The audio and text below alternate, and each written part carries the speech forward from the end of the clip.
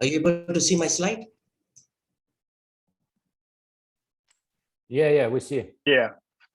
Greetings, everyone. Welcome to the Exchanging Ideas 20 Global 5G Evolution. Thank you for joining us. Please take a few seconds to click the subscribe button on our YouTube channel, Global 5G Evolution.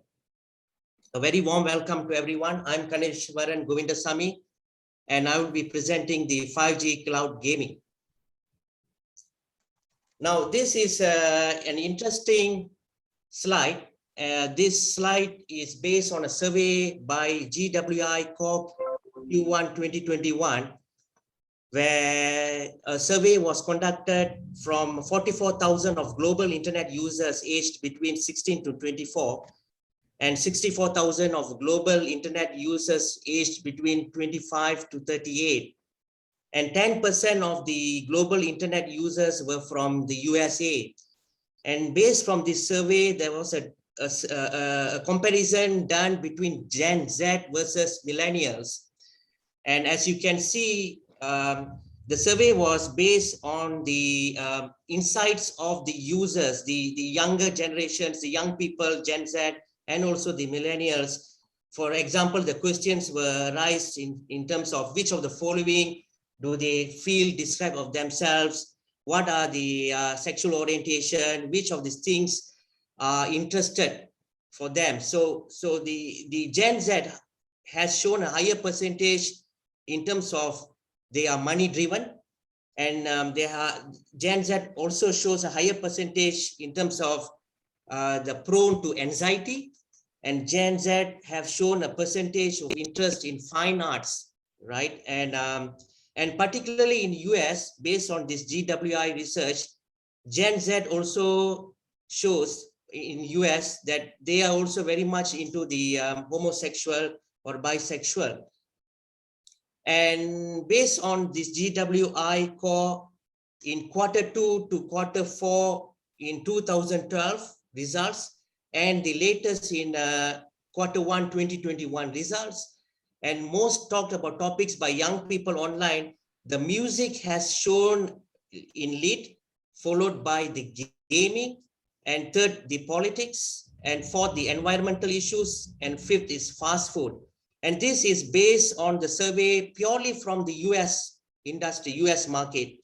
And it shows that the fashion, clothing, and the films were not popular in 2021, perhaps due to the COVID-19. Most of the users were just at home, and they don't have that luxury to shop around the stores, or they can't able to go to the cinemas to watch the movies, perhaps. So we can see there's a trend in terms of the gaming. A lot of the users from home has been spending a lot of time in the in gaming. And if we see this particular survey from GWI, particularly in the April 2021, from 2,000 plus of internet users from UK between age 16 to 64, and also 2,000 internet users from US between age 16 to 64. The interesting part of this is that a lot of them, Gen Z, have spent most of the time mingling around within the same age of group. They prefer to mingle around, to talk, or to communicate, to have relationships, to discuss a lot of stuff, or to identify with. Most of them prefer, I think this is not a surprise, because the more aged group of people, they would love to actually mingle around with a different age group of ages. But when it comes to the speak of the same language, definitely the baby boomers between the age 58 to 64 prefer to have to talk to the same language, right? Because I think they are much more comfortable with the native languages.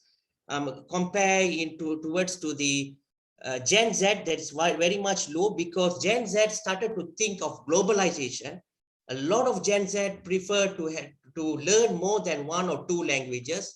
They prefer to travel like nomads around the world, to understand different cultures and languages as well.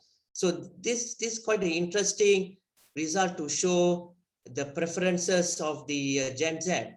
So based on this whole survey and the information that is gathered, most of these cloud gaming service providers, the mobile network operators, they tend to try to learn to see what are the best ways, the mechanisms, the strategies to product package their gaming solutions towards to the market with respective of the countries that they wanted to focus. Like for example, in this case, Vodafone, not limiting in UK, but in other countries in Europe, in Germany as well, they have actually had a partnership with Hatch in 2019, where they had the world's first game streaming services with no downloads, no in-app purchase, and no ads, just 100 plus premium games ready for them to explore, right? And they had these 3 months of complimentary access to the premium game streaming platform. And they have actually offered these for £699 per month. And it had a good pickup because they had some of the famous games like Angry Birds, Monument Valley, and Beach Buggy Racing. This was one of the popular games as well. So Hatch, in that case, it actually had a good pickup in terms of the games with Vodafone. And also Hatch has teamed up with Samsung for hyper-fast 5G gaming in the US. The game streaming app like Galaxy S10 5G phones was readily built in with 100 plus premium games, with no downloads, no in-game purchase, and no limits. And they actually came out with this interesting Hitman Go, Monument Valley, Arkanoid Rising, and they had 1 month free premium included as well with the S10 5G. But however, there are also other kind of live streaming video platforms like Twitch offered by Amazon is one of the most popular ways in which viewers watch their favorite game stream, and a combined total of over 6.5 billion hours was used to watch this Twitch on the second quarter of 2021, followed by YouTube Gaming Live. There were about 1.3 billion users, Facebook about 1.1 billion users as well. Most recently, even in Singapore, StarHub recently launched the GeForce, and StarHub was the first in Southeast Asia to come out with this GeForce Now popular gaming, and also other thousands of games. And they are offering to the StarHub mobile subscribers with only $11.99 Singapore monthly, and a one-time yearly about 119.90 Singapore dollars. And this is quite an interesting slide to show a survey resulted from the what they call Tech Jury organization, where they came out with 9 best cloud gaming service providers for 2021. And Vortex is a cloud gaming is an affordable cloud gaming service that has a large gaming library, inbuilt browser support, and it gives a full streaming in full HD and with the 60 frames per second as well. It's available on Android and the Mac support. The other area is the Boostroid, one of the best cloud gaming service provider for European users. It's originated from Romania. It's picking up very well, web-based gaming service. Third is the Shadow, which gives a stream games at 4K with 60 frames per second. It's available on Windows 10 and Mac cloud games as well. Amazon Luna as well. It's quite a popular, offers excellent integrations with Twitch, capable of streaming in 4K, 60 frames per second. As I mentioned earlier, GeForce, which is available in StarHub Singapore. They have provided streaming of NVIDIA compatible games to PC, Mac, Android mobile devices as well. PlayKeynet is quite popular. It's the first company to provide gaming services with a crossover with the cryptocurrency, something a unique cryptocurrency platform. Paperspace uses NVIDIA graphic cards, has unique hourly billing options. I have actually mentioned earlier, Hatch also is quite popular, unique cloud gaming platform with 100 plus of premium mobile titles. And lastly is GameStream, another entry from NVIDIA. And it's a GameStream is aimed at the GeForce, GTX power PC users that want to extend gameplay remotely, right, to connect to the TV and the tablets. It's a PC streaming service and it's not really a cloud gaming. So these are the total, I would say, top gaming service providers. The other area is interesting, as you know, that a couple of weeks ago or a week more ago, Mark Zuckerberg have actually announced the Meta, right? And Meta is the umbrella of the Facebook app, the Messenger, the Instagram, WhatsApp, Oculus, Workplace, Portal, and Novel, right? So what is all about Meta, right? And Meta comes from the name of Metaverse, where the Metaverse is a virtual universe that blends aspects of digital technologies, including video conferencing, games like Minecraft and Roblox. As you can see, Roblox is one of the top popular metaverse games. Also, cryptocurrency also is part of the metaverse, emails, virtual reality, social medias, and live streaming, right? So I would say this is the new era of web browsing, right? Completely metaverse web browsing. I'm sure, like Google also will move towards to that kind of trend, which, Facebook as well. So everything will be a 3D dimension, right? So it's a 3D world, wide web, where business, information, communication tools will be immersive and interoperable. And Zuckerberg, he himself plan to invest about 10 billion USD in Realty Labs and the Meta division that makes, hardware such as virtuality, reality headsets, right? And as you all aware that today's 4G connections are just about support multiplayer games like Fortnite, but they can't handle hundreds of concurrent streams of time-sensitive data, right? Like huge, enormous of data, particularly in the gaming. That's where the 5G plays a big role in terms of supporting end-to-end.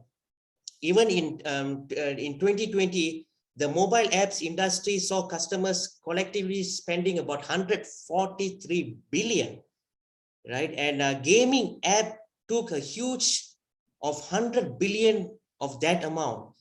And for every dollar that was spent on the Google Play Store, the Apple Store gaming app took heftily 70% of it, right? So even in 2021, it's targeted about 120 billion of revenue to be taken up. So this will be the future. Metaverse will be future. Gaming also will be part of the killer app for the future for the 5G industry. So we Global 5G Evolution, we offer a lot of consulting services, be it in private networks, value proposition, business value add. We also provide services in terms of how could cloud gaming benefit from 5G technologies for telcos or even startups, for vertical industry markets who wants to plan to launch cloud gaming. So we offer areas like what are the dynamics affecting the cloud gaming market, what strategies are players adopting to compete on this market, what main use cases can be observed in cloud gaming, how can 5G technology impact the cloud gaming market, what is the size of cloud gaming market in terms of volume and value. So please do feel approach us on global5gevolution.com for further. So that's all my presentation for today, and I would like to pass on to the next speaker. Let me introduce Usal Sulaimanov from Dubai, United Arab Emirates, to present on the 5G RAN. Thank you, Kanish. Hi, everyone. Thank you for inviting and also for this organization. Let me share my screen. My screen actually is shared here, or 1 minute. Just a minute. Sorry.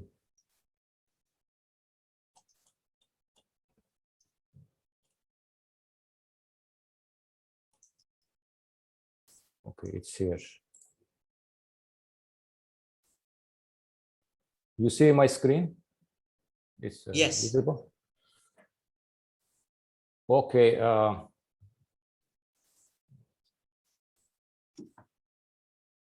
Again, hi everyone. Today I'm going to talk about 5G RAN, next generation radio access network. Actually, 5G RAN, you know, it's a big topic, but due to limited time, I will just try to describe the main concepts of 5G RAN functionalities and as well as some solutions. You see here timeline of 3GPP. 3GPP, you know, on the way forward to develop next phase 2 use cases and as well as 5G RAN specifications. Here you see the simple picture of 5G RAN elements and functionality. 5G RAN actually providing inner user plane and control plane protocol terminations toward the UE and divide into following main parts. Here you see centralized unit and distributed unit. Centralized unit is hosting RRC, is that with PCP protocols, higher layer protocols, which controls the operation of one or more two distributed units. And you see here, so if one interface and responsible for cloud fight baseband processing, layer 2 non-real-time functions, OEM control plane, and etc. Distributed unit is the system model hosting RLC, MAC, and the physical layers, and its operation that's partially controlled by SU. And it can be a non-codified or partial codified, and responsible for baseband processing layer 1, layer 2 real-time functions, and RF functionality, actually radio part, radio unit part here. Actually, you see here, distributed unit supports one or multiple AAU. I mean, cells here, you see active antenna units, and one AAU can support only one DO, can be connected only one DO. When we actually speak about RAN, user equipments also should be considered, because user equipments, it's not only smartphones. User equipments can be any smart equipment, for example, if WA CPA or any kind of smart devices. So, but also UE functionality is very critical here, because user equipment is responsible to measure, calculate, and report the important radio indicators to the RAN, radio access network. And radio access network, based on these measurements, weighting the beam weights, calculating the beam weights, and calculating the scheduling resources, and allocating the efficient way the radio resources. So this is just a simple introduction about 5G RAN elements and functionality. Here, 5G RAN architecture, different RAN deployment topology. You know that basically we have three types of RAN: classic RAN, partial cloud RAN, and full cloud RAN. So currently, all the mobile operators, they use classic RAN. They work based on this classic RAN. In classic RAN, no any two-SU separation, as you hear, no any visualization or codification. Just 5G radio unit and active antenna, which are capable massive MIMO and beamforming capable smart antenna for 5G, and as well as the legacy RRH, remote radio head, and plus passive antenna can be connected through CPRI and eCPRI to two-SU combined baseband model. And further through the backhaul transmission can be connected either to classic core or cloud core, if cloud core is available there. Why this legacy RRH, passive antenna is included here? because 5G actually 5G also can use these kind of antennas. I mean, not always the smart antenna. It can be legacy, I mean, in array range and plus passive antenna, and also can support RF sharing. I mean, concurrent mode radio model with legacy LTE. So in next step, mobile operators can move slowly to Cloud Run. Actually, nowadays also some of them already started deployment this kind of partial Cloud Run. The partial Cloud Run, as you see here, centralized unit already separated from two and moved to Cloud and connected with F1 V1 interface, V1 for legacy RH and F1 for 5G radio units, and two still on the hardware base on the side here, and implements real-time baseband on the side. So in the last version, when run fully going to be codified, in that case, actually distributed units also will be moved to edge cloud, and in that case, just a small equipment, this kind of equipment, frontal gateway or radio interface unit should be installed in order to convert CPRI to eCPRI, because in legacy network, you know, most of the operators there are a lot of legacy arrays that support only CPRI, not eCPRI available for all the devices. So this is just a simple picture about RAN architecture and the topology.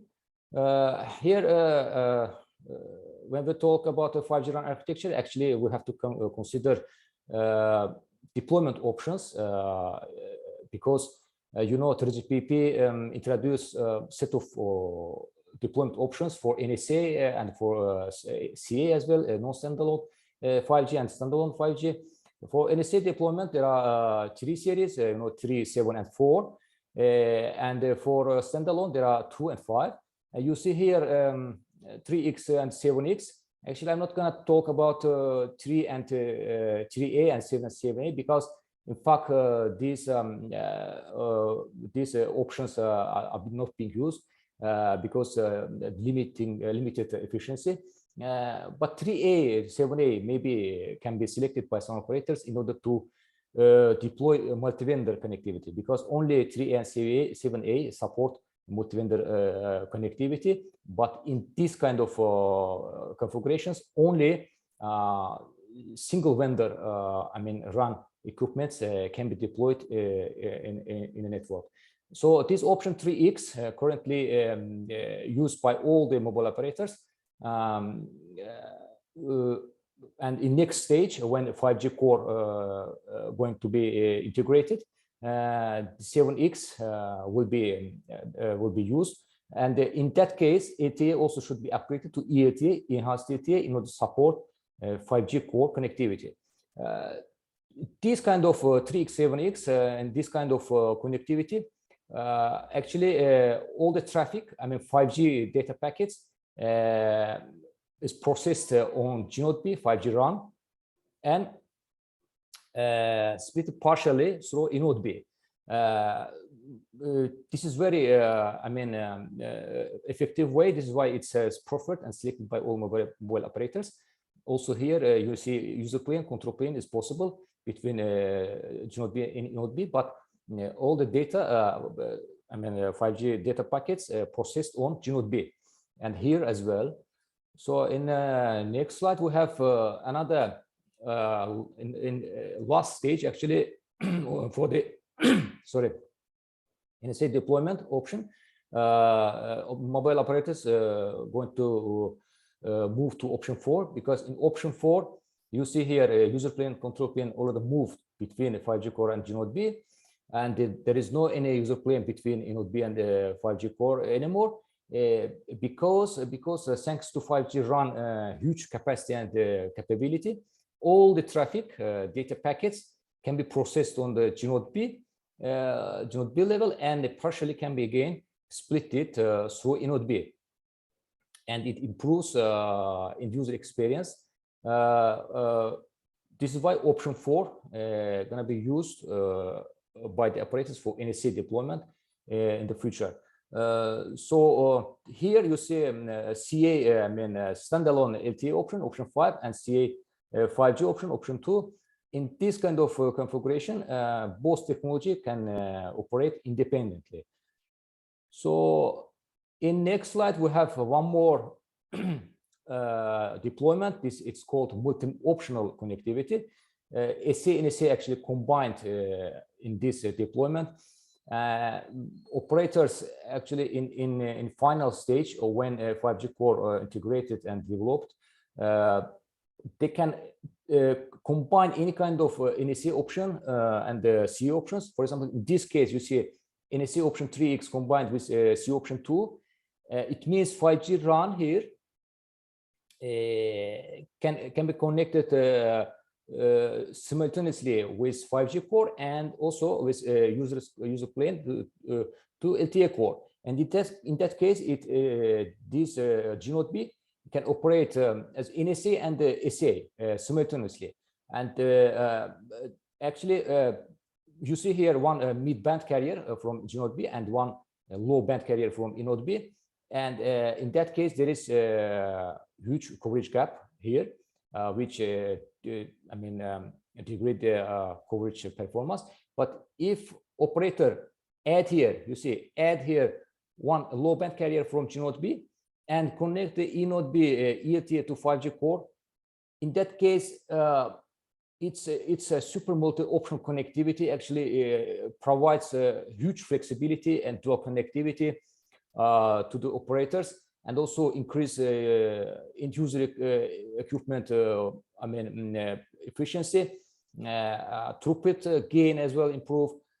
And see that this kind of connectivity combine 3x2 with 7x5. This is actually very flexible connectivity. And in that kind of RAN offers dual stack concept actually towards cores. You see both this interface possible here, and interlink with dual stack between LTE and 5G. So next stage here we see RAN design implementation. Actually, RAN design implementation, radio network planning and RAN integration is a very important part of RAN design. Once the 5G frequency spectrum allocated, mobile operator and MPO team can start the configuration all these parts related to 5G RAN design. Actually, there is no time to speak one by one about all these configurations, but all these configurations are very important.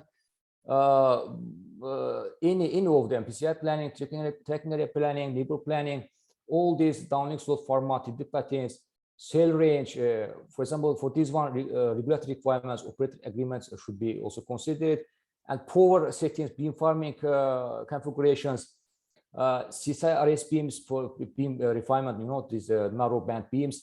This is a very,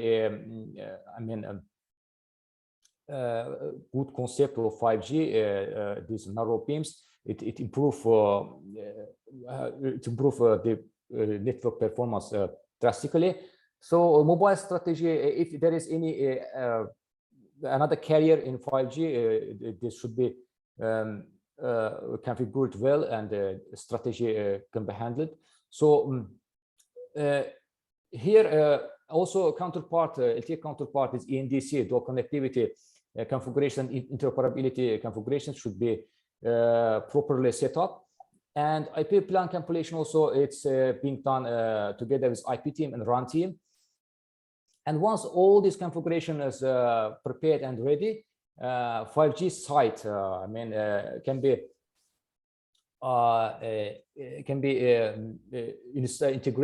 integrated with all these configurations. And once the 5G site integrated, health check should be done, and SSB testing can be done.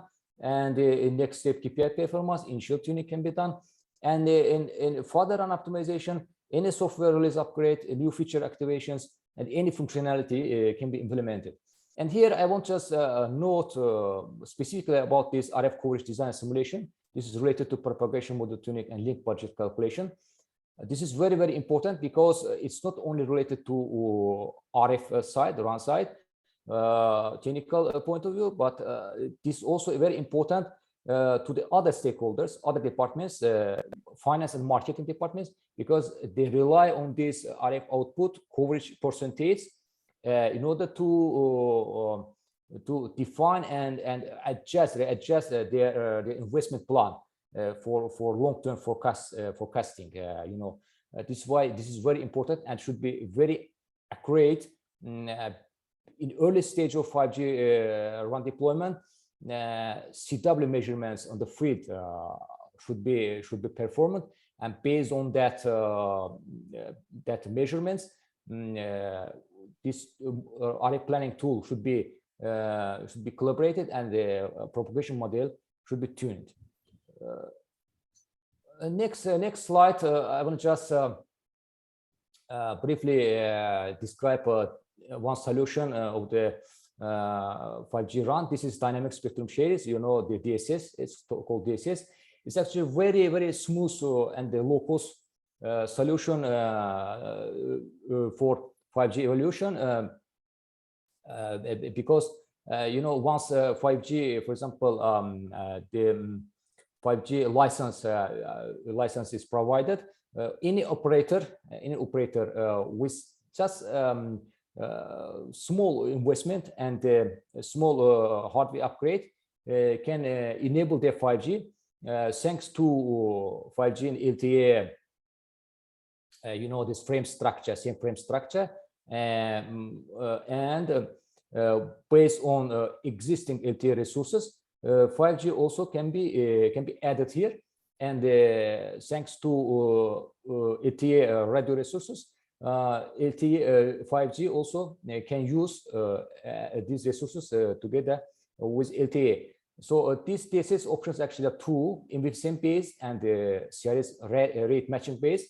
That is on the LTE, there are some subframes free. This called MVCM subframe is actually a long years back introduced by 3GPP for multicast broadcasting. So these subframes can be shared with NR 5G as well, and you see this gray radio resources here. These are can be shared with LTE and NR, and also another subframe can be used for SSB, NR SSB, and CSRS, other reference signals for control channels and all. So, but actually, due to a limitation of this MVCM subframes, because 3GPP specifies only up to 6 subframes per radio frame can be configured for MVCM. You see here only 6 of the 10 subframes can be used for MVCM. This is why if we change, for example, here subframe, MVCM subframe with normal subframe, in that case also these gray, you see, radio resources can be shared with NR and LTE PDCH for data packet, data resources. And this actually provides faster resource coordination and improve actually efficiency. And the hardware part actually is also very simple. If the LTE 5G BBU is available, combined BBU, and it just can be connected to shared RU. Actually, this is shared radio units is mandatory here. It should be shared with LTE and 5G. And if it's not available, they just they can connect with this interface, XP interface, this LTE BBU with 5G BBU, and the same way can be connected to shared RU. So this is one of the solution currently used by some operators very effectively. Sure, this is not providing high throughput, but anyway, you can enable 5G and send 5G icon to your subscribers. Hi, Usal. Yes, Yeah. it's already 20 minutes. Would you be able to wrap up? Yeah, just 1 minute about this. I'm finished. Just this run subnet role in the internet network slicing, because very important. Network slicing, you know, the main concept of 5G for upcoming use cases. And here, run a subnet role is very crucial. This is why actually right now, for EMBB use cases, vendors started to introduce basic features in run slice radio layer base, and it can be also video as you layer. So it is actually a huge concept. Just I want to mention here this small presentation how run playing a critical role on this end-to-end network slicing. So thank you, Kanesh. Actually, I am finished. That's all. That's it. Thank you, everybody, for listening. Thank you so much. That was an excellent presentation, Usal. I appreciate it. Let's move on to the next speaker. Let me introduce Wade Sauer from York, Pennsylvania, US, to present on private wireless networks in the US. Yeah, I thought I would go over that. So I am going to try to share my screen. I've been having some laptop issues this morning. So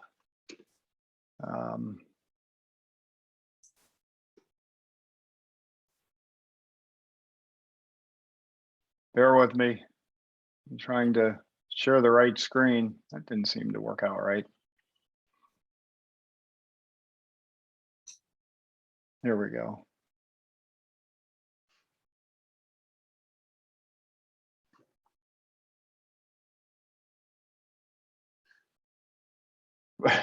I'm having issues sharing. Bear with me. If I can't share, I'll just talk through it. So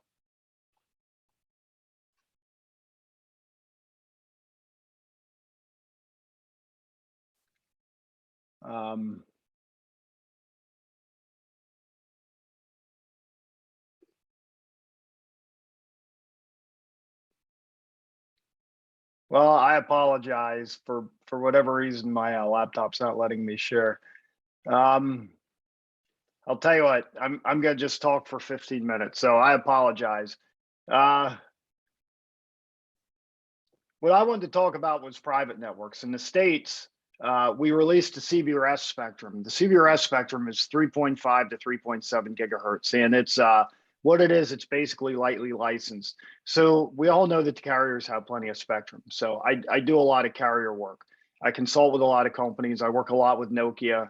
I work a lot with different companies, and the carriers, you know, they have a lock, and obviously they're going to move ahead with the OEMs that they have. They're moving towards Open RAN, and they currently have LTE, which is performing very well, but they're going to move to 5G.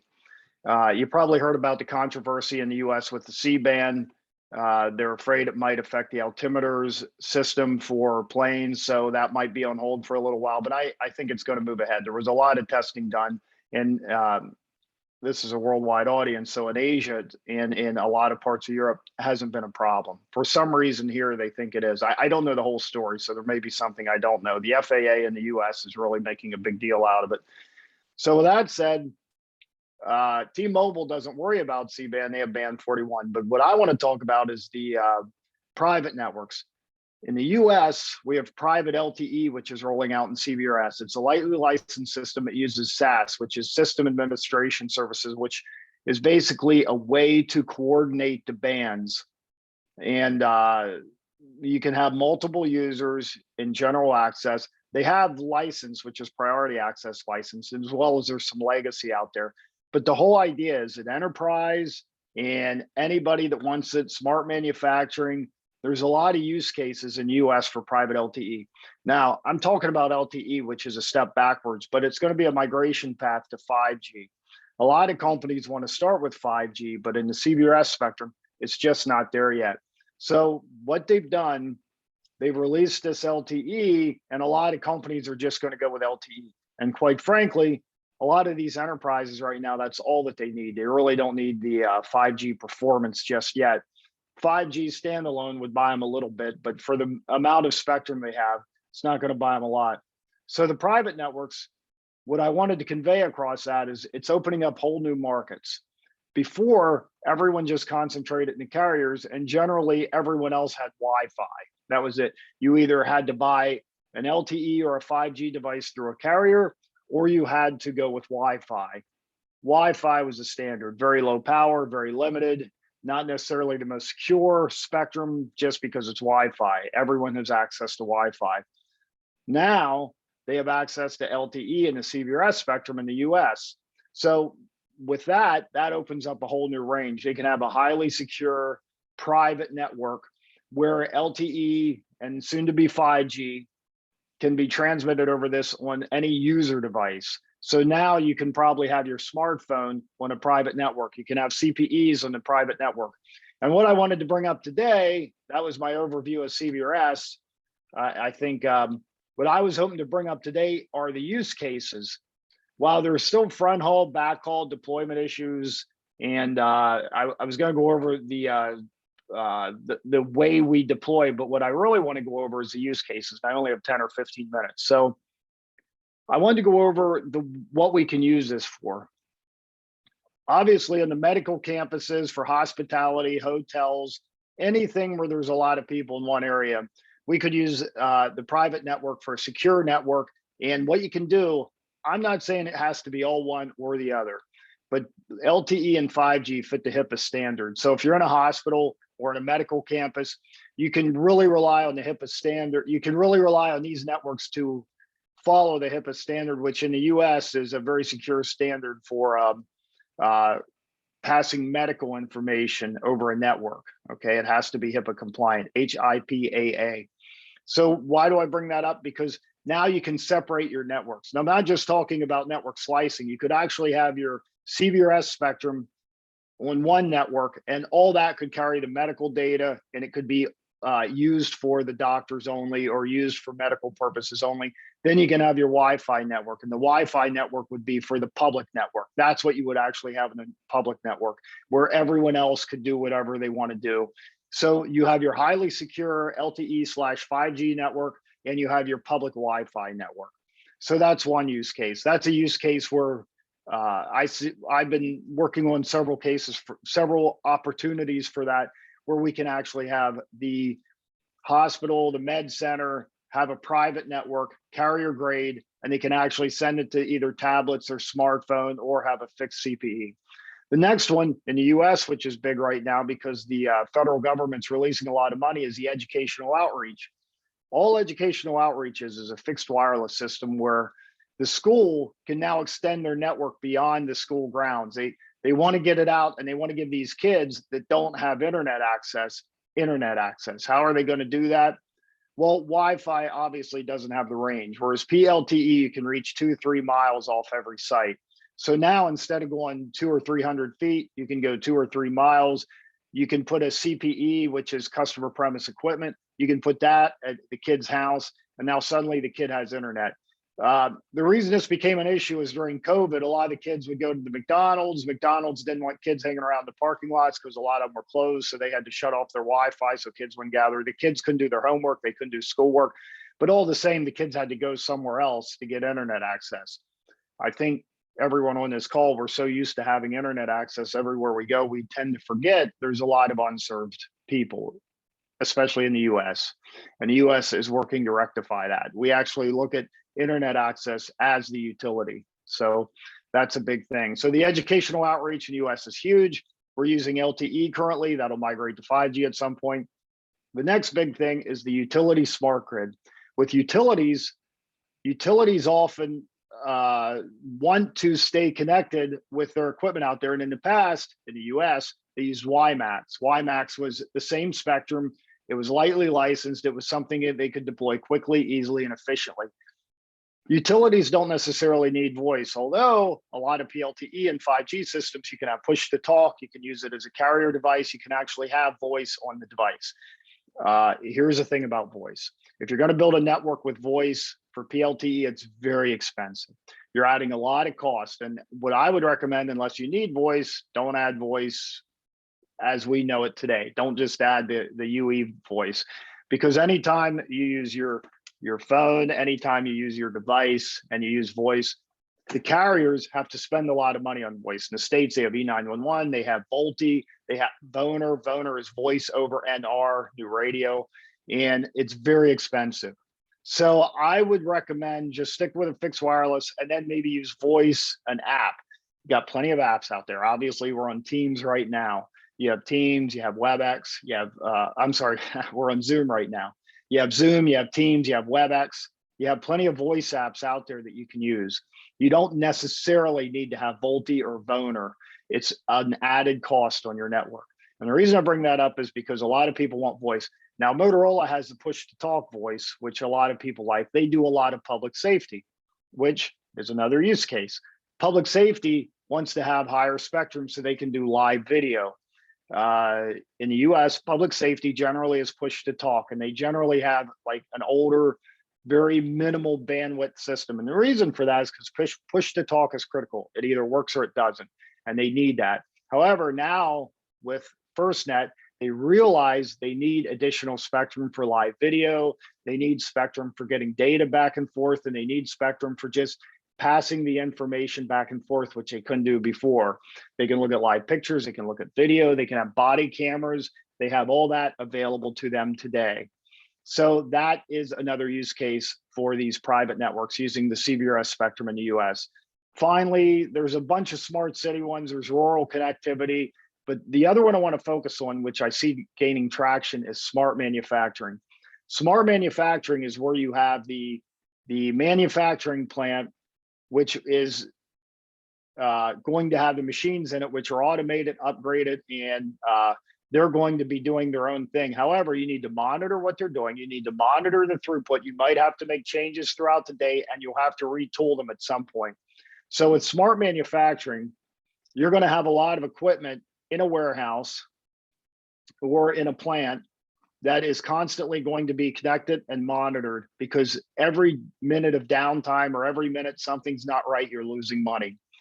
Smart manufacturing isn't a fan of Wi-Fi, and they are hardwiring stuff today. They're doing both. However, here's what the problems we've seen are. So if they're on the Wi-Fi network, they're afraid that they'll get hacked. All of a sudden, you have all these other people on the Wi-Fi network. They lose spectrum, and they can't do the upgrades and the changes or monitor the data real time. So what we've done, I'm a fan of both networks. I'm a big fan of hybrid networks. So what we've done, we've connected all the machines with private LTE, which is soon going to be 5G. We've connected all the people using Wi-Fi. So you have your people network, which is Wi-Fi, and you have your machine network, which is either LTE or 5G. The machine network connects the machines, collects the data, puts them back into the server, into the data server. Everything stays there. And then the people with their tablets and with their smartphones or with their laptops, they're going to collect all the data in real time and see what's going on. They're going to get the alarms in real time. And if you do have a public Wi-Fi network in that plant, you can come in, someone can get on it and hack it, and chances are very slim that they'll make it through the firewall to the private network, to the lightly licensed network, the CBRS network. So that is a use case that is gaining traction. A lot of these use cases are gaining traction in the US. I only look at the US market. Some of the other stuff, there's data conversions, there's smart lights. I do a lot of tracking, like we use CBRS in conjunction with LoRa. We can track devices, containers. We can also have point of sale units. That's very popular. But you can do that in a public or a private network. The whole idea of a private network now, you're giving non-carriers a chance to build their own network. It's opening up the market to more than just carriers. Carriers have a very specific use case, right? Their use case is to get as many users as possible, to find a use case where they can have a broad range of users on there paying a fee every month. And they're getting quite a bit. The whole idea of a private network is that someone can be very case specific, like smart manufacturing, or they can save a lot of money when they deploy out to their end users, which in public education, that would be the students. So now instead of paying whatever they would pay a month, anywhere between like say $20 and $100 a month per student, now they can have their own network. They build it once, and then all they have to do is pay the maintenance fee for say the core and the backhaul and things like that. So That was really all I had. I'm sorry I couldn't share. I just, for whatever reason, I'm having a lot of laptop issues this morning, so I apologize. But I hope that was good enough. I hope I didn't put anyone to sleep. The slides add a little bit, but I hope my narrative was enough to keep everyone awake. Thank you, Wade. That was a brilliant, insightful information from the US market. So thank you so much. I really appreciate that. So moving on to the next speaker, let's me introduce Hyde Sugiyama from Chiba, Japan, to present on the 5G, AI, and Edge. Okay, thank you, Ganesh. Hello, I'm Hyde Sugiyama, Chief Architect Director at Japan. Let me share the screen.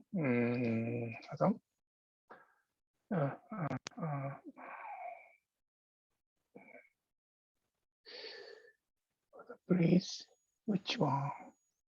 This one, I guess.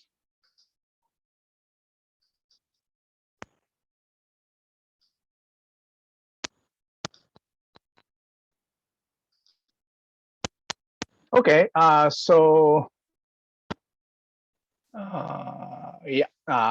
okay, I'm here to talk to you today about hardware evaluation around the 5G RAN edge, including the private 5G, for future of the distributed infrastructure across the customer edge, telco edge, and the telco core to realize AI integrated communication. First, a quick disclaimer. My presentation is a discussion of the technical concept and not the roadmap. Okay. So with that, let me share the current trend. The increasing the presence of the domain-specific hardware acceleration is underlying trend in the industry. The problem behind it's in the end of the Moore law, as you might know that the CPUs are not getting faster anymore in the face of the increasing need for speed, data, and AI requirement, as well as the concern of power consumption. So we can't just keep the scaling up the CPU, and ever more complex much processor system have not problem to work either.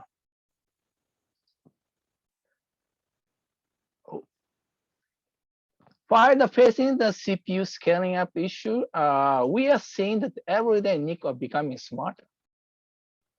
Let's check into the use case of the we defined NIC capability area in the fundamental level we are looking at.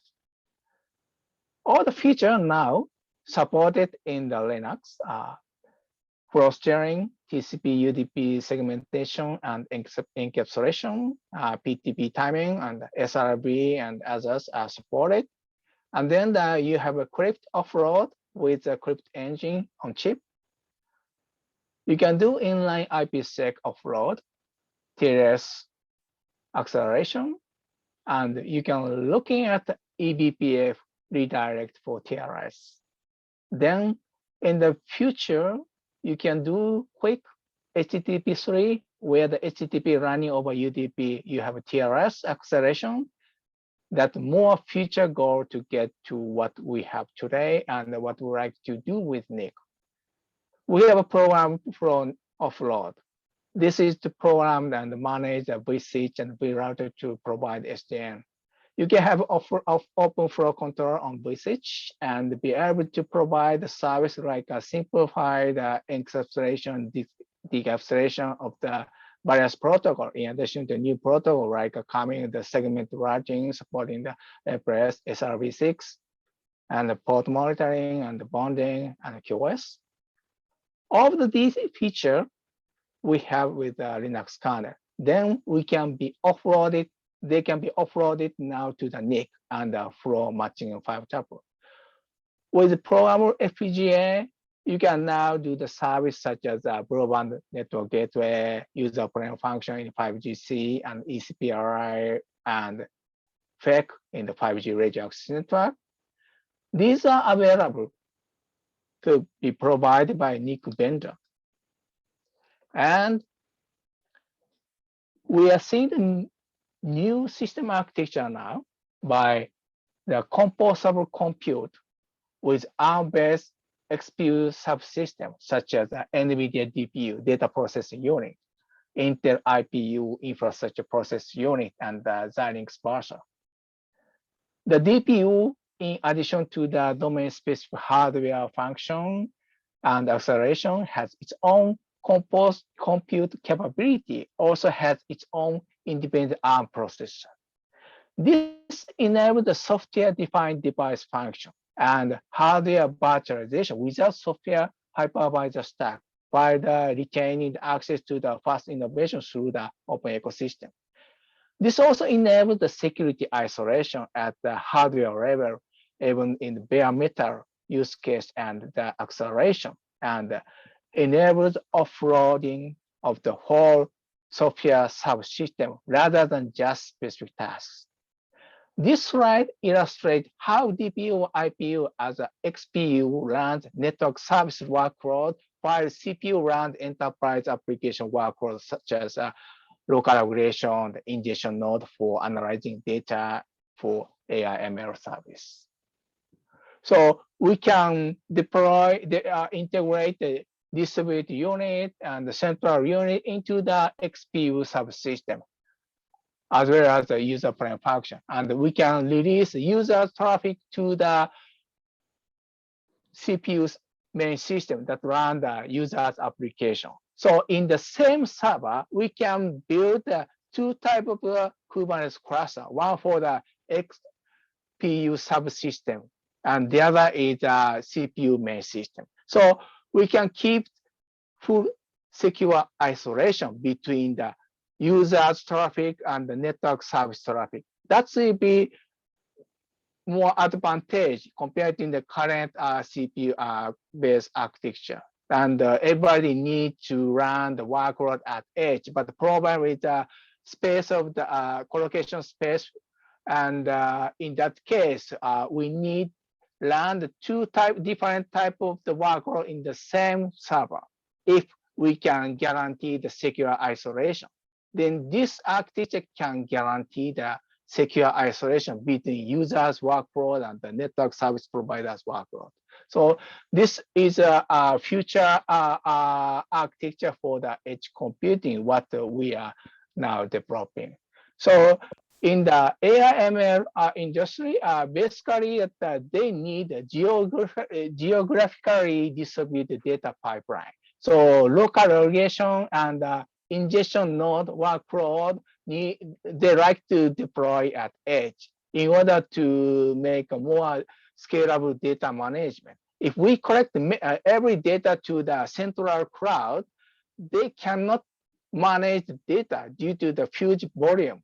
So that is the real pain point in the enterprise player. So if service provider can deploy this architecture that while they are deploying the radio access network, if they can release the CPU resource for the enterprise edge, that might be helpful for the their end user to deploy their application at edge. Yeah, this is not only the public 5G, and it's also helpful for the private 5G. The user needs to run the DU and the CU and UPF at their customer side, but same thing that they need reduce equipment cost. So in that case, we can shift to the more distributed computing architecture rather than CPU-centric computing architecture. So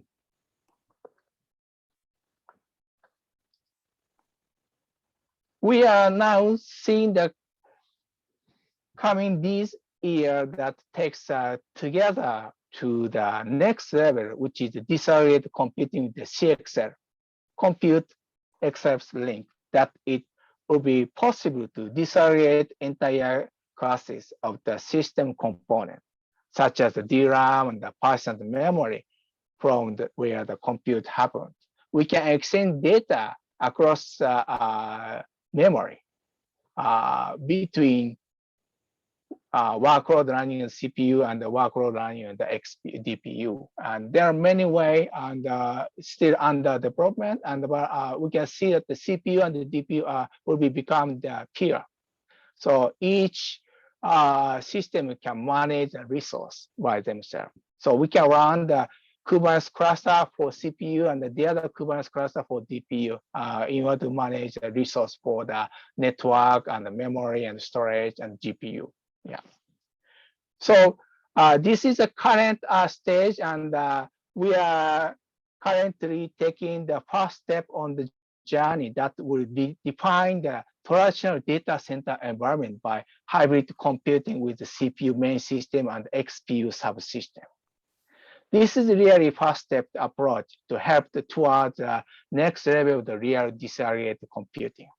Okay, so so in summary, there is a emerging change in system architecture from the CPU centricity to the independent intelligent subsystem with their own composable specialized compute capability, enabling the multi-cluster scale acceleration at edge. So we can get benefit including enhanced security and cleaner architecture and better performance for both network service workload and the user's application workload for AI ML.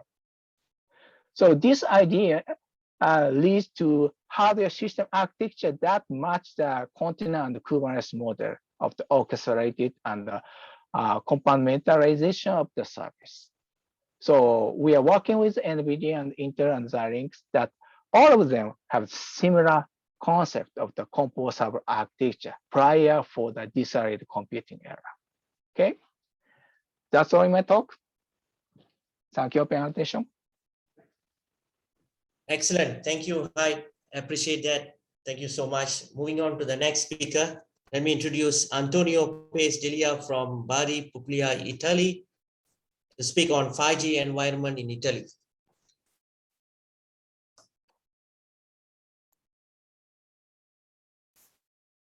I think we lost him due to the connection. Casey, are you there, Casey? I am. Can you see me? Oh, I need to. Yes. Welcome. Hi, Thank you for everybody. joining. Yeah, so let me introduce Casey Milhouse from Singapore to speak on 5G and AR glasses. Yes, awesome. So I'm just going to share my screen. Oops. I hope everybody's doing fine today. It started to rain here in Singapore this afternoon. All right, we can see it? Yes. Awesome. Awesome. All right, so I'm going to be walking you through a little bit of what is happening in immersive technology, specifically with AR glasses. What we're trying to achieve here are endless realities for everyone. Now, before I get started and all the like hardware and tech talk, I want to introduce you to my friend Richard. I met Richard 2 years ago. He had won a whole bunch of money at the casino in Las Vegas, jumped on a flight, didn't even go home, jumped on a flight, and I met him in Fiji. So this guy he's a riot. He always loves new tech. He actually used to work at IBM many years ago. He's always talking about like the new tech, what he wants to invest in. He wears prescription glasses as well, like so many people do. He also has multiple sclerosis, and he's kind of zooming around in the scooter. You can see on the picture there on the left. And because of his like limited mobility as well, he often uses Siri to navigate everything he does on the internet. And I thought this was quite amazing to see. I don't have any disability at the moment.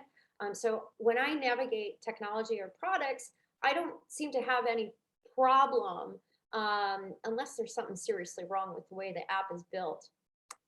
Now, the industry that I'm in, virtual reality and augmented reality, has been getting a lot of hype lately. We have Facebook launching their new brand, Meta. You may have seen some of the AR glasses that are coming out. And this is very this trend of the glasses coming out has a massive effect on the consumer adoption and the consumer buy-in for 5G technologies. Yes, some of these glasses that are out right now already work in a 4G environment. In fact, this week, I'm getting my pair of the Nreal glasses that are in that red box, and we'll be testing some digital humans, which is a live streamed environment over a 5G network. But the question I want to ask you is like, would you want any of these on your face? You know, for global consumer adoption, I really can't see myself wearing these Nreal red glasses all day, every day. I might look a little strange. The ones that are in the upper left-hand corner are the Snap spectacles, and those are even a little like strange, a little more strange. And then at the bottom we have like at the bottom we have our Hololens, one of the most advanced XR headsets, but still people can't wear those all day to work remotely or to do remote assistance, which are some of those big benefits. And so I don't know about you, I don't think I would be walking around with these on my face. Even these, the Apple glasses may not be my style, but maybe they would be kind of up your alley. And now the glasses that are actually coming out to market are not for him. Well, they're definitely not for him. So this doesn't work at scale. And so they don't work with prescription lenses. It's one size, one shape. They're quite ugly. There's a very high manufacturing cost. And also the technology of these current glasses do not work in light and dark conditions. And my friend Richard likes to go to the beach a lot. So do I live in Singapore. It's always sunny here. And then when I think about how that relates to what is happening with 5G and the adoption, consumers, we need to be able to drive that demand for consumers to actually say, go to the telecoms, hey, we actually want this because it's going to help our products or our experiences. We even have a whole younger generation of gamers who are already thinking and believing and already asking for these certain solutions for them. Now, I want to introduce you to one of the companies, one of my companies, it's called Element XR. So we have invented a metamaterial that is 1/40th the size width of a hair, and it goes on any glass surface. So this is for glasses, but also windshields in auto manufacturing. This also works on any retail glass surface as well. We also have the underlying infrastructure for customized content and anchoring. And so when we think of the implications of what we are going to be needing in terms of our technology going into the market, we are relying heavily on the smart people like you who are developing everything that we're going to be needing in the future. So just to give you an idea of a little bit more of what we do, this is going to be integrated into the prescription glasses. One of the things that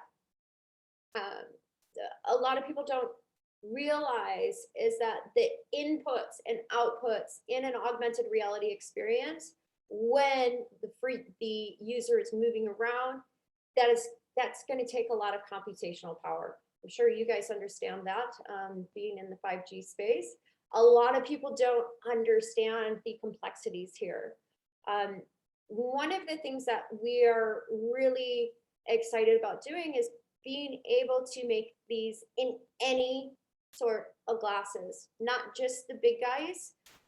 We actually partner with retailers so that they can make their own glasses, their own brands, and maybe even hopefully we can encourage the future entrepreneurs who want to start their own augmented reality company or augmented reality glass and eyewear. Like I said, we are building this metamaterial and the underlying infrastructure with the software so that we can assist in all of these different markets. The windshields in the consumer market is a major one, but we're also working with military and the automotive. One of the areas we would love to explore is the agricultural and construction verticals. Unlike the big guys who sell everything, we actually are only a supplier, and we do a revenue share model with all of the partners involved. And so I kind of want to like end it here.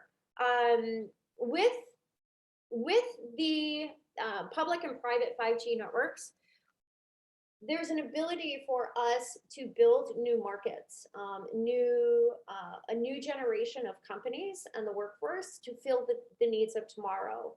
I don't know about you, but not a lot is talked about what is happening in emerging markets. One of the things that I am working towards doing is opening and leveling that playing field with people that are in India or developers that are in the Southeast Asian region that might not have access to the hardware and the software tools to be able to build these solutions. So that's it. I think that wasn't fully 10 minutes, but I hope you guys enjoyed this little presentation. I don't want to go into any much more, so I'll just wait for the Q&A. Awesome. Thank you so much, Casey. I appreciate that. Lastly, I would like to introduce Antonio Pace-Delia from Bari, Puglia, Italy, to speak on 5G environment in Italy. Can you unmute yourself, Antonio? Prova, mi sentite? Yes. Mi sentite?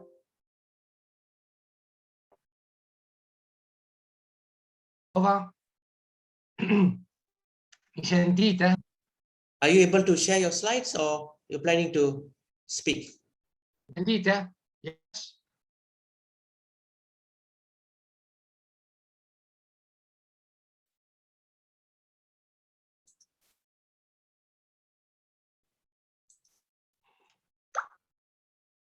Mi sentite?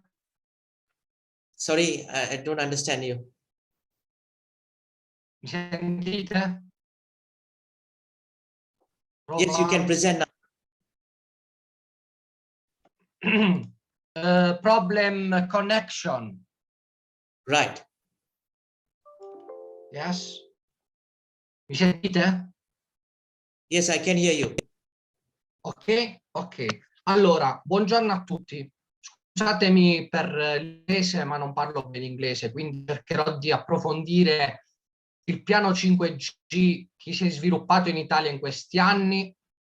Allora, io sono un architetto, vivo a Bari, quindi nel sud dell'Italia, e rappresento da 5 anni, lavoro per la telefonia mobile in Italia, per le attività 5G che riguardano prettamente le grandi compagnie telefoniche in Italia, Wind 3, Vodafone, Iliad. Il 5G in Italia ad oggi posso dire che è un bel po' indietro rispetto alle parti del mondo. In Italia gli impianti 5G sono ancora abbastanza fermi, causa anche per il Covid-19, che è stata una grossa problematica che ha fermato tutte le lavorazioni. Posso emettere slide? Slide. One moment, please.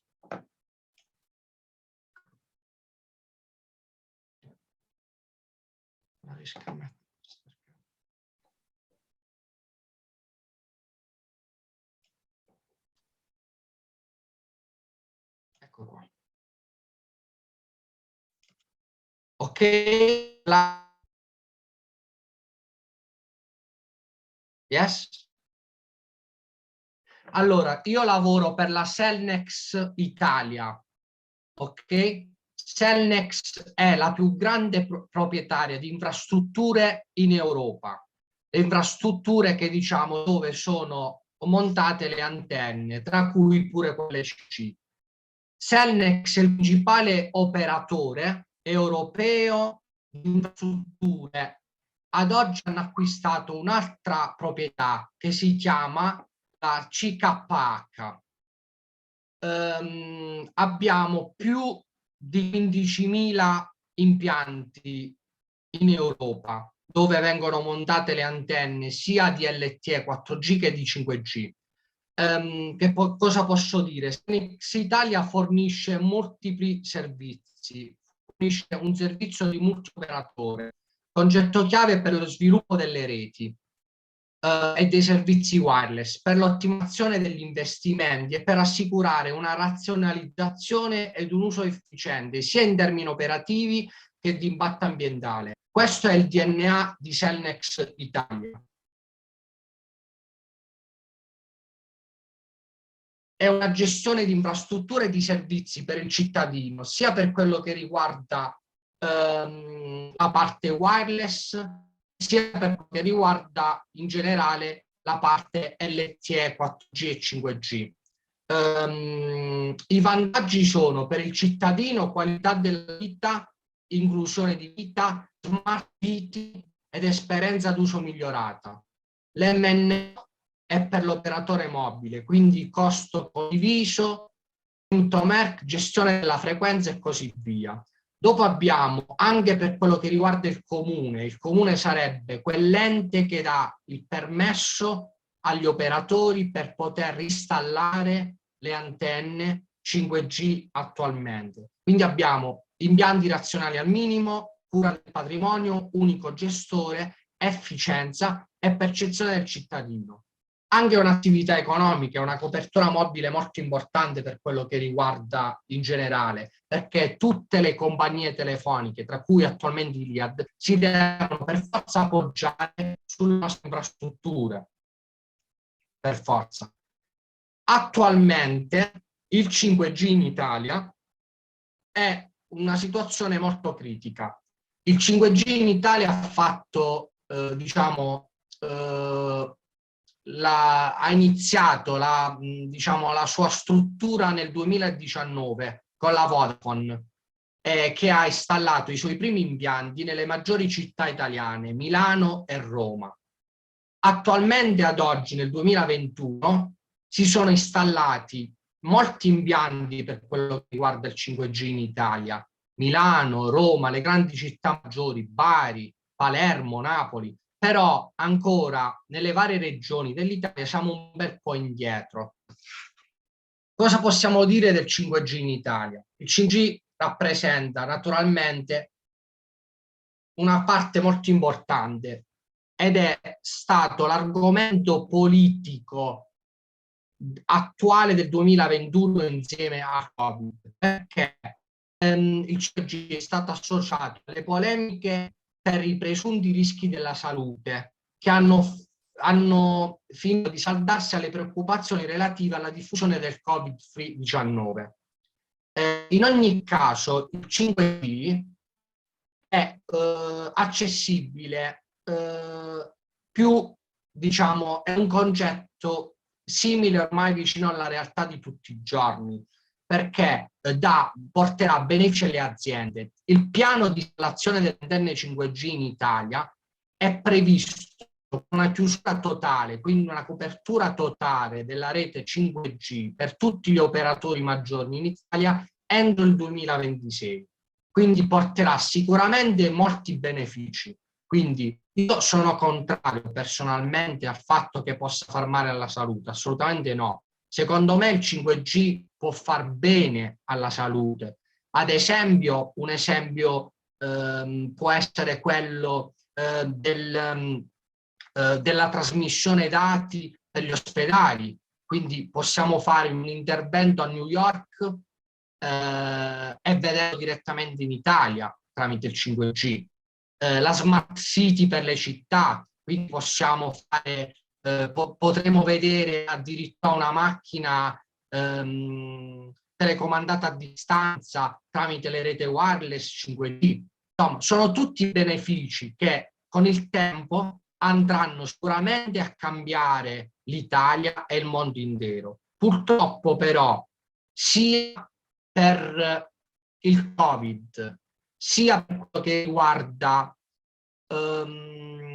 l'attività delle persone a capire cos'è il 5G in Italia, attualmente l'installazione degli impianti 5G è molto indietro rispetto agli altri paesi europei, rispetto alle parti del mondo come America, States, Inghilterra, Germania e così via. Quindi è un po' una situazione anomala, diciamo. Dobbiamo dire inoltre che il 5G porterà sicuramente una diffusione della domotica e dei sistemi di videosorveglianza, videocamere di sicurezza, la sicurezza delle città, in generale delle strade urbane e interurbane e così via. Cosa posso dire più? Il 5G come funziona in generale in Italia? Abbiamo detto che rappresenta la prossima generazione di reti per la connessione internet mobile e promette maggiore velocità per quello che riguarda una connessione più affidabile su smartphone e altri dispositivi. Si tratta dell'erede attuale del 4G, quindi in Italia attualmente, soltanto nel 2020, ma ancora nel futuro, stiamo finendo di installare l'LTE 4G, appunto siamo indietro. Stiamo lavorando molto sull'installazione delle antenne 5G, però attualmente stiamo installando molto, o meglio, stiamo chiudendo la parte LTE. 5G rappresenta l'erede attuale delle antenne 4G, con il quale è previsto un periodo ancora lungo di convivenza, perché, come dicevo, l'installazione finale delle antenne 5G avverrà nel 2026. Tuttavia, però, ci sono dei segnali importanti per quello che riguarda l'adozione globale del 5G, con un tasso di crescita pari a 4 volte rispetto alla tecnologia precedente. Grazie all'utilizzo congiunto, queste reti alla volta e degli ultimi studi effettuati in merito, il 5G dovrebbe offrire delle connessioni con una velocità assai più elevata rispetto a quella del 4G. Addirittura si pensa che la velocità sia 1 giga sopra la norma. Il 5G dovrebbe inoltre essere l'infrastruttura alla base del cosiddetto Internet delle cose, visto che sarà necessaria una rete che sarà in grado di trasferire una grande quantità di dati. Quando è veloce il 5G in Italia? La velocità del 5G in Italia attualmente? La velocità in Italia naturalmente varia da zona a zona, perché dove il 5G è stato installato nel totale delle sue forme, come maggiori città tipo Milano e Roma, ovviamente la velocità sarà maggiore. Però in altre zone dove l'apertura 5G non è stata ancora raggiunta, quindi gli impianti sono ancora in prova, tra virgolette, la velocità è minore. Per quanto riguarda l'Italia, i test fatti a Milano e a Roma con Vodafone hanno restituito dei valori pari a 350 megabit al secondo, ben lontani da quelli promessi del 5G a regime, che dovrebbero toccare 1 gigabyte al secondo. Quindi, come possiamo vedere, attualmente, anche con la velocità 5G in Italia, siamo ancora indietro. Però, con i lavori che stanno facendo adesso quest'anno, nel 2021, per fine anno, inizio 2022, dovremmo raggiungere, almeno nelle grandi città come Milano, il gigabyte al secondo, o meglio, la speranza è questa.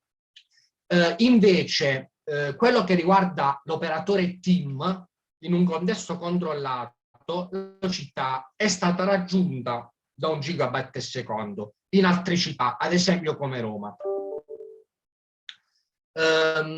Quindi risulta che in Italia attualmente la velocità 5G sicuramente è inferiore a quella degli Stati Uniti, perché se non erro negli Stati Uniti la velocità attuale è di 1,8 gigabyte al secondo, se non erro. Si tratta quindi di una velocità 2 volte superiore a quella massima raggiungibile rispetto al 4G. Quindi è una situazione diversa. Cosa possiamo dire più? In Svizzera invece la velocità è sicuramente di 1,1 GB al secondo e quindi superiore attualmente a quella dell'Italia. Quindi diciamo in Italia purtroppo siamo ancora indietro con la velocità rispetto alle cose del mondo. Il futuro, cosa si aspetta il futuro in Italia? Non abbiamo certezze in merito perché purtroppo a causa del Covid il 5G in Italia ha rallentato parecchio, però siamo speranzosi perché il 2021 ha portato un incremento dell'installazione degli impianti 5G in Italia. Siamo sicuri che nel 2022 possiamo fare meglio e possiamo raggiungere un ottimo risultato anche in Italia rispetto al mondo intero e all'Europa. Perché purtroppo siamo nella fase iniziale, siamo iniziati con ritardo con l'impianto in Italia. Dovevamo iniziare nel 2019, ma nel 2020, causa Covid, le lavorazioni si sono fermate totalmente. Quindi, detto questo, le reti 5G dovrebbero fornire prestazioni molto superiori a quelle del 4G in Italia.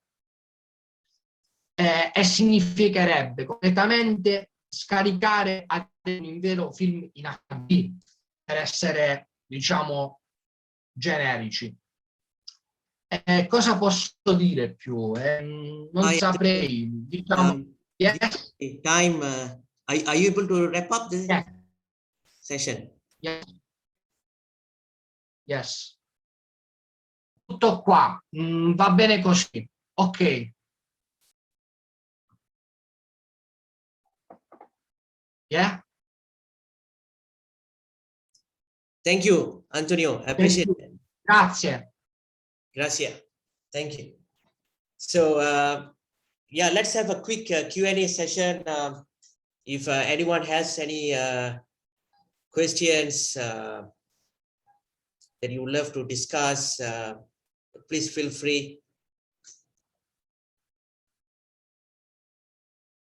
Maybe Antonio can able to shut off this. One moment. One Yeah. moment.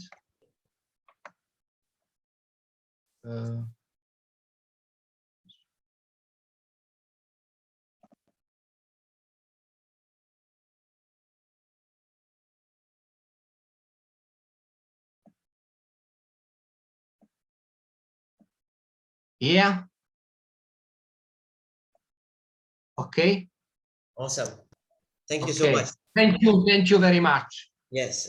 Maybe I would like to start with the first question, just generally on speaking and in terms of the private 5G networks. I think this is quite a popular trending with the fixed wireless access as well. There's a lot of countries focusing in Germany and also in US and some parts of the Europe, Australia, South Korea. 28 gigahertz is one of its kind of what they call frequency that has been focused for the private 5G network. And a lot of companies, particularly in the manufacturing sector or in the port or airport, are started to adopt the 28 gigahertz spectrum. However, there is still lack in terms of the devices because commercially there's 28 gigahertz mobile devices are still not available, number one.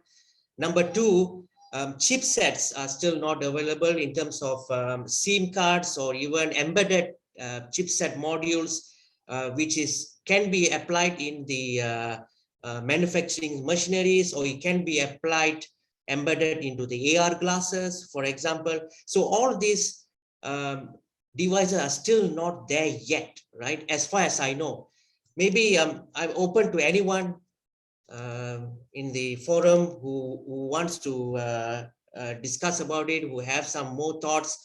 What do you think, where those devices can be available, any of this information will be much appreciated.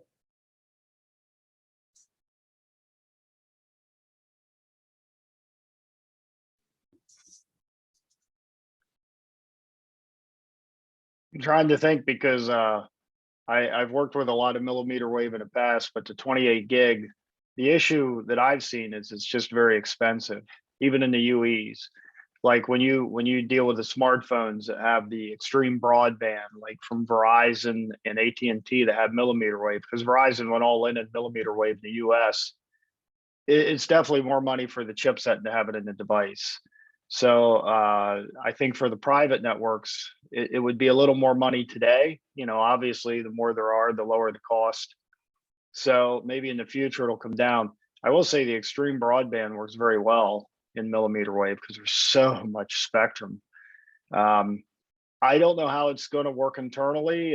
Inside, that's one of the goals. I worked with Verizon on that about a year ago to do more inside. Now, for what you're saying for a private network, I haven't done that in millimeter wave yet. So that's something I would have to really test, but I would imagine it'd be pretty awesome.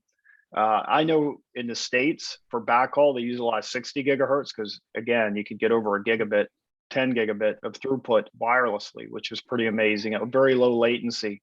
And that's been a plus. But yeah, I haven't tried it yet for the private networks. I do know that, you know, it would be easy to put 5G on millimeter wave spectrum and see, you know, high gains, high performance out of it. So it doesn't really answer your question. Sorry. Nice. Okay. In fact, a couple of months back, when I was attending this session by Vodafone together with Ford in UK, they have done massive successful trials for the last 2 years. It was perfect. It was working very well in the millimeter wave frequency. But yet they have claimed that the chipsets are still not ready for commercialization yet. So it may take some time. I'm not sure how long will that take, but then obviously the 3.5 gig is much more popular in most of the countries, right? And the 28 gig is more sensitive. I think it takes more time to commercialize it. Yeah. Anyone else have any other? Hello? Yes. Yeah, I think that maybe Japan is unique because we call the local 5G and the frequency is not, range is not the same as 2.5G. It's between the 4.6 and the 4.8 gigahertz. It's sub-6 channel. And for the millimeter wavelengths, yeah, it's yeah, everybody now focus on the millimeter wavelengths. It's especially for the manufacturing industry, they need more high bandwidth for the AI ML. And so the player is now looking to the millimeter wavelengths rather than the sub-6. That is the current status in Japan. And because of the, you know, for the sub-6, I think that the LTE is okay because we already have the the kind of the private LTE service before, so there's no much issue about that narrow range, narrow bandwidth, and but the problem they are facing is that they need to use more data and they need to increase more bandwidth. That's why that they are looking for the millimeter wavelengths. And in Japan, actually, we are now exploring the beyond the 5G. Which actually the 5G is already the industry and especially the telecom industry is now starting research that beyond the 5G and the 6G. It's a more high frequency we will try to handle. So I mean, what I say that so current private 5G environment is not a goal. I mean, just they will change more and more and more. Latency sensitive application they need to run. So what I'm feeling that more high frequency we need the user will want. Yeah, basically, yeah. In fact, I would like to add on here is that Fujitsu from Japan was the first in the world as a vendor to obtain a license to operate for 28 gigahertz in Japan. Yeah. I think that was awesome, you know, and it has actually changed the whole paradigm of landscape, you know, how a vendor can able to operate yeah, using the license in Japan. So that was a big interesting kind of news, and it was very successful to test it out in the manufacturing sectors, particularly for the 28 years. Yeah. And another challenge is actually the performance of the equipment side based on the code server. And still at the accelerate vendor like Intel and Xilinx and NVIDIA developing that to support more massive MIMO. It is actually the public 5G side. Yeah. So what they feel that the current most of the mobile network feel that the current scalability is not enough to make a business model because it's too expensive. So they need a vendor to provide more scalable accelerator card. That's what I heard, and they are now developing. Yeah.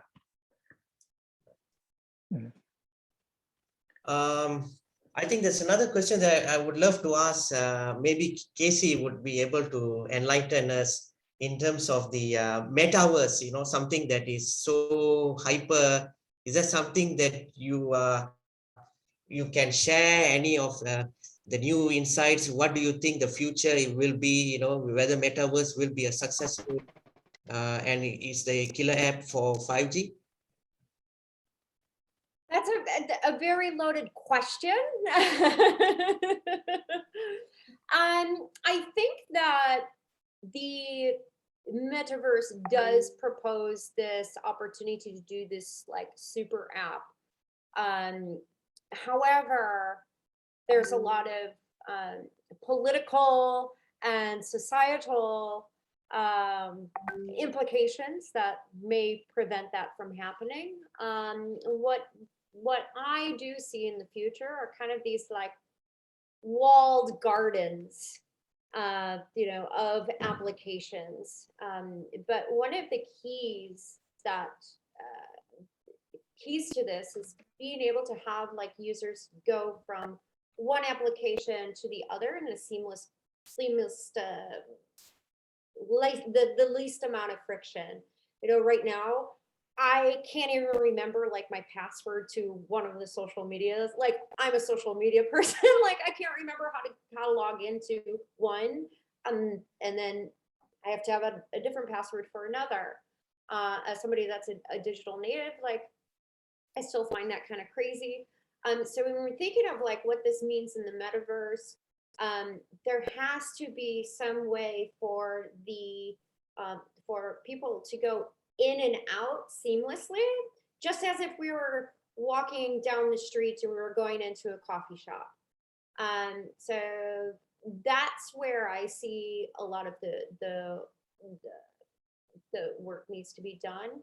And we do see a lot more happening in terms of the computational power that can be processed. But it still costs a lot to build these applications. Yes. Even just one of the projects that I'm working on right now, where we're building a digital human concierge, it costs us $30 an hour to run it for one user in the glasses. I'm like, how is that going to work when we have like 50,000 people wanting to use that digital human concierge at that cost? It's just simply way too high for it to be coming to life. And yeah, so we're kind of at that point right now where we have the computational power, we have the technology, it's just the costs are really, really high, and that's like the biggest barrier. Thank you, Casey. Lastly, anyone else, feel free to question from anyone, you know, you have anything that you want to clarify?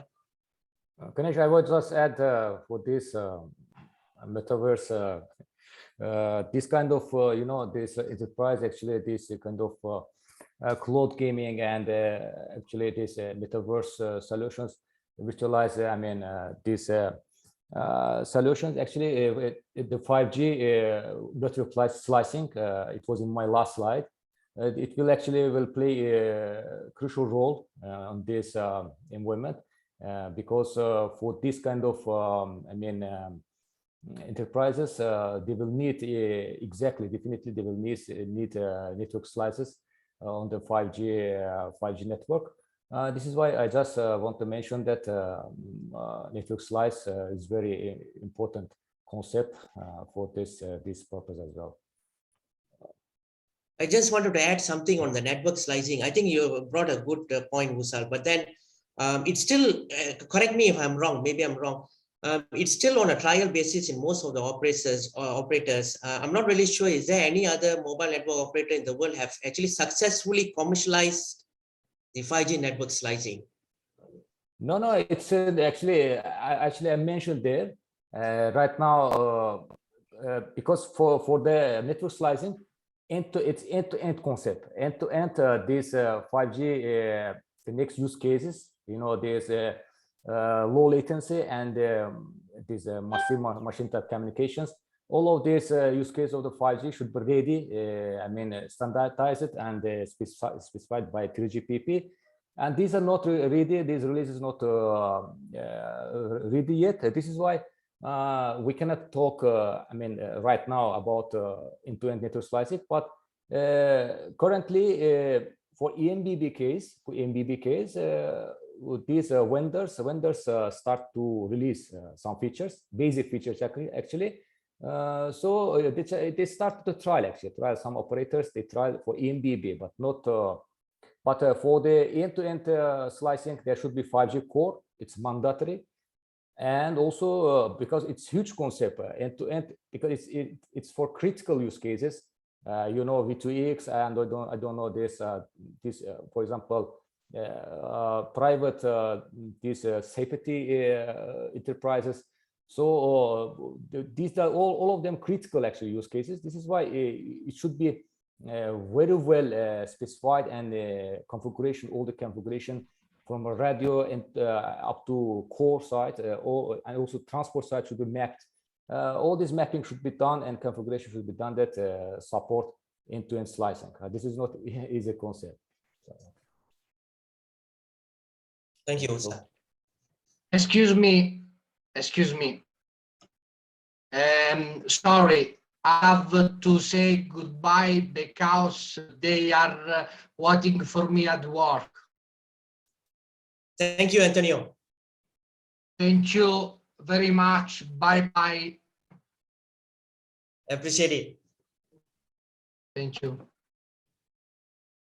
Anyone else have any other questions? If no, thank you so much for your time and effort. I really appreciate it.